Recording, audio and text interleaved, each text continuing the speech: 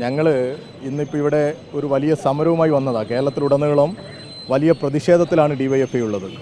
അത് ഈ Indian railway കേരളത്തോട് കാണിക്കുന്ന അവഗണനക്കെതിരെയാണ്. ഇപ്പോൾ വേണാട് എക്സ്പ്രസ് നിങ്ങൾ ഉൾപ്പെടെ റിപ്പോർട്ട് ചെയ്തതാണ്. വേണാട് എക്സ്പ്രസ്സിലെ ദുരിതയാത്രയിൽ കുഴഞ്ഞു വീണ് ആളുകൾ, ആ കാഴ്ച വല്ലാത്തൊരു കാഴ്ചയാണ്. യാത്രാ ദുരിതമാണ്. റെയിൽവേ കേരളത്തോട് കാണിക്കുന്ന അവഗണന കൊണ്ട് വലിയ യാത്രാ ദുരിതമാണ് ഇപ്പോൾ നമ്മൾ കണ്ടുകൊണ്ടിരിക്കുന്നത്. ആവശ്യത്തിന് ബോഗികളില്ല, ആവശ്യത്തിന് ട്രെയിനില്ല. ഇതിൽ പ്രതിഷേധിച്ചുകൊണ്ട് വലിയ സമരത്തിനാണ് ഞങ്ങൾ നേതൃത്വം കൊടുത്തുകൊണ്ടിരിക്കുന്നത്. ആ സമരത്തിനാണ് ഞങ്ങളിപ്പോൾ പാലക്കാട് ഈ റെയിൽവേ സ്റ്റേഷന് മുമ്പിൽ എത്തിച്ചേർന്നത്. അപ്പോൾ സ്വാഭാവികമായിട്ടും എന്താണ് ഇവിടെ നടന്നത്, അവിടെ എന്തൊക്കെയാണ് പത്രസമ്മേളനത്തിൽ നടന്നത് എന്നുള്ളതൊന്നും എനിക്കറിയില്ല, ഞാൻ കേട്ടിട്ടില്ല. അത് കേട്ടതിന് ശേഷം പ്രതികരിക്കാം. ഇത്രയും ഗുരുതരമായ ആരോപണങ്ങൾ പാർട്ടിയുടെ CPM-ന്റെ അല്ലെങ്കിൽ പ്രധാനപ്പെട്ട നേതാവ് CPM-ന്റെ നേതൃത്വം പറയില്ലേ? അവർ പറയും. DYFI ഞാനത് കേട്ടില്ല, കേൾക്കാത്ത കാര്യത്തിൽ പാർട്ടിയിലെ വിരുദ്ധമായി നിൽക്കുകയാണെങ്കിൽ അങ്ങനെ പിന്തുണക്കില്ല എന്നായിരുന്നു പറഞ്ഞത്. അതൊരു പാർട്ടിക്കാരൻ എന്നുള്ള നിലയ്ക്ക് അങ്ങനെ തന്നെയല്ലേ എനിക്കും പറയാൻ പറ്റൂ. ആരും പാർട്ടി നിലപാടുകൾക്കെതിരെ നിന്നാലും അതിനെ അംഗീകരിക്കുന്ന പ്രശ്നമില്ല.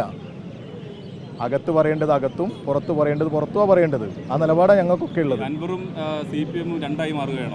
അതൊന്നും ഇപ്പം ഞാനത് പറയാനാണ്.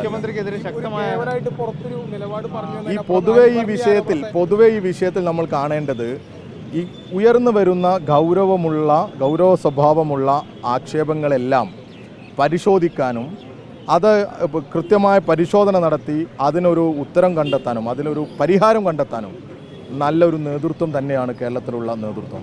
അത് മുഖ്യമന്ത്രിയാകട്ടെ, അതിനിപ്പോൾ പാർട്ടി സംവിധാനത്തിലുള്ള പരിശോധനയാകട്ടെ, വളരെ കൃത്യമായി തന്നെ അത് പരിശോധിക്കുകയും അതിനാവശ്യമായ നടപടികൾ സ്വീകരിക്കുകയും ചെയ്യും. അങ്ങനെ ഓരോരു എന്താ പറഞ്ഞത് ഞാൻ കേട്ടില്ല. നിങ്ങളിപ്പോൾ പറയാൻ പറ്റില്ല, ഞാൻ കേട്ടില്ല. നോക്കിയിട്ട് പറയാം. അത് ഓരോരുത്തരും അത് മുഖ്യമന്ത്രി തന്നെ കഴിഞ്ഞ ദിവസം മറുപടി പറഞ്ഞിട്ടുണ്ട്. എങ്ങനെയുള്ള ആളുകളാണ്, ഏത് രീതിയിലാണ്.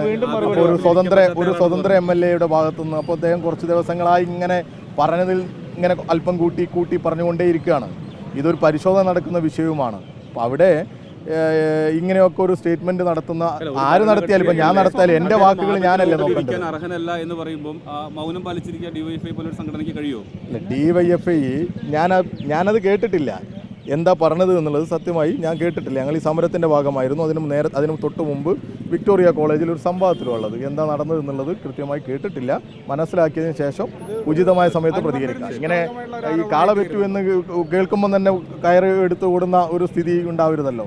അത് കാളയാണോ പശുവാണോ എന്നൊക്കെ നോക്കട്ടെ. അല്ല, ആ സമയത്തൊക്കെ നമ്മൾ പറഞ്ഞിട്ടുണ്ട്. അല്ല, ഇത് ഒരു വെറുതെ ഒരു ആരോപണം അല്ലെങ്കിൽ പാർട്ടിക്ക് പുറത്തു വെച്ച് പറഞ്ഞു. ആരായാലും അതിനൊക്കെ കൃത്യമായ മറുപടി പറയേണ്ട സമയത്ത് തന്നെ പറയും. ഒരു തർക്കവും വേണ്ട.